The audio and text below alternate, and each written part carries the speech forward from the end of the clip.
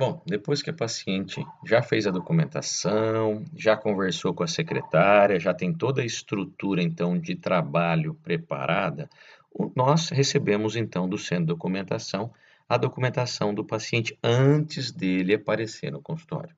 Mas vamos entender, numa condição convencional, né, como que é o trabalho do dia a dia? O ortodontista ainda atrasado do século passado, ainda que demanda passo a passo, por mais que seja organizado, como funciona?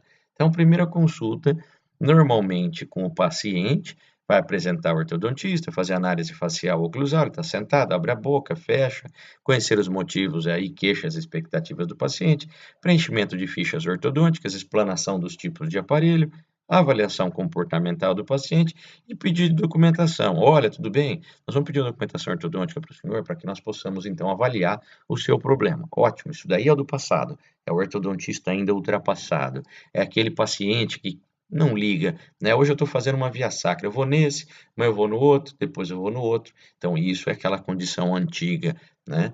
E aí o paciente vai embora, não pagou nada para o ortodontista, ele tem ainda a possibilidade de procurar um outro ortodontista e até agora ele não é teu paciente, só fez uma avaliação, né? Então, isso infelizmente é o que nós temos que mudar.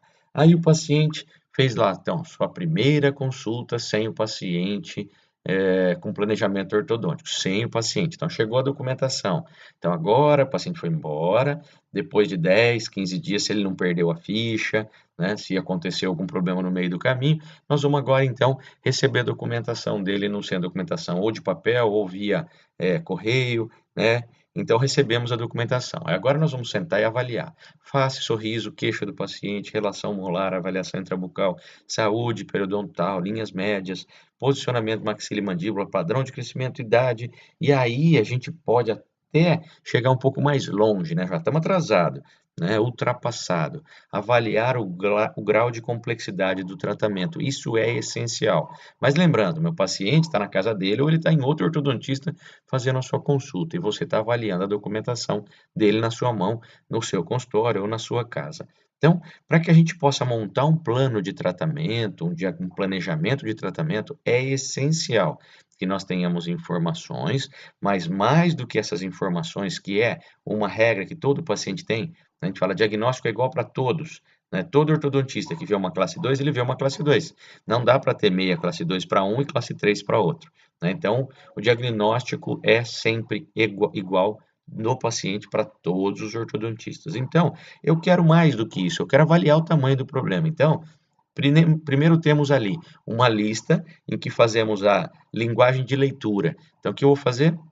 Eu vou ler os problemas esqueléticos, faciais e dentários. Está ali. Separamos então uma ficha, né? Essa ficha, então, uma ficha que nada de novidade, então só é organizada.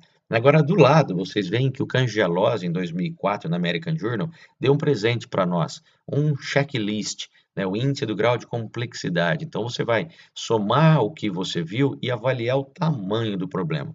Então, só para a gente entender, ele tem lá sobre mordida, sobre saliência, mordida aberta, lateral. Então, avalia-se todos os pontos. Então, para que tenhamos um tratamento e saibamos a qualidade desse tratamento, então vamos lá. Qual o grau de complexidade dele? De 0 a 10, um caso de complexidade simples, de 10 a 20, um caso de complexidade moderado, e acima de 20, um caso de complexidade grave. Então, aí a gente já sabe o problema do cliente. Ótimo, nós estamos em casa lendo o que o paciente tem. Aí, o que acontece? O paciente chegou na nossa segunda consulta, isso se ele for, né? O que faremos então?